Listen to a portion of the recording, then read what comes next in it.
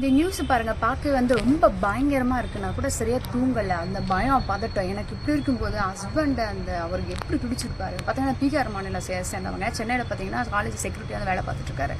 அப்படி பார்க்கும்போது வீட்டில் பக்கத்தில் பார்த்தீங்கன்னா ஒய்ஃப் சத்தம் போட்டுருங்க, கூச்சலிட்டு இருக்காங்க. போய் பார்க்கும்போது 5 பேர் சேர்ந்த கும்பல் பார்த்தீங்கன்னா அவங்க தப்பாக நடக்க ரேப் பண்ணுறது ட்ரை பண்ணியிருக்காங்க. ஹஸ்பண்ட் தடுக்க போயிருக்காங்க. தடுக்க போன அவரையும் அந்த 2 வயசு குழந்தைய கொடூரமே சரிச்சிருக்கானுங்க. அந்த ஒய்ஃபுமே சேர்த்து தான். இல்லை எனக்கு தெரியாத கேட்குறேன், ஏன்ட்டா இப்படி பண்ணுறீங்க? பிழைக்க வந்தவங்ககிட்டே இப்படி உங்கள் வேலையை கட்டுறீங்களாடா? அவங்களால ஈவரக்கில்லை 2 வயசு குழந்தைய பார்க்கணும், ஈவரங்க பார்த்து உங்களுக்கு விட தெரியலையாடா? இப்படி இருக்கீங்களா? அவங்களாம் பார்க்கும்போது நானும் அந்த இடத்துல இருந்துருக்கணும். ஸோ அவர் என்னை கேட்டால் ஹஸ்பண்ட் வேறு யாருக்கும் ஃபோன் பண்ணி சொல்லியிருக்கலாம், இந்த மாதிரி என் ஒய்ஃப் இப்படி நடக்குது, யாரும் ஹெல்ப்புக்கு வாங்க.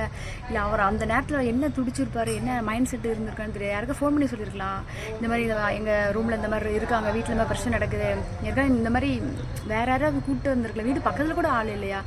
அவங்களோட விதியா என்ன சொல்லுன்னு தெரியல. இப்படி கொடூரமாக சிதைச்சி ஒரு குடும்பத்தை நாசம் பண்ணிட்டாங்க. கொலைக்க வந்தவங்கன்னா கைது பண்ணுன்னு சொல்லிட்டாங்க. வட மாநிலக்காரங்க தான் பண்ணியிருக்காங்கன்னு சொல்லுவாங்க. பட் எந்தளவுக்கு உண்மையும் தெரியாது. சென்னை அடையாளம் நடந்திருக்கு.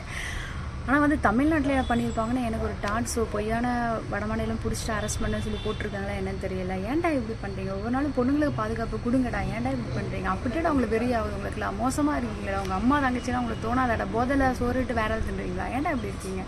திருந்துங்கடா, மாறுங்கடா. பொண்ணுங்களுக்கு நான் தூக்கு தண்டனை கொடுங்க. வித்தோட உங்களுக்கு தூக்கு தண்டனை கொடுத்து ரோட்லேயே நடக்க வச்சு கூட்டிகிட்டு வரணும். பொண்ணுங்களை ரேப் பண்ண கைதிகள் சொல்லிட்டு உங்களெல்லாம் நடக்க வைக்கிறேன். உங்களை செருப்போட வெயிலில் செருப்பு இல்லாமல் நடக்க வச்சு உங்களுக்கு பனிஷ்மெண்ட் கொடுக்கணும். அப்போ தானே எங்களாம் தப்பு பண்ண மாட்டீங்க. உங்களெல்லாம் நடக்க வச்சு தூக்கில் பொண்ணுடா. அவங்களை ரோட்டில் வச்சு ட்ரெஸ்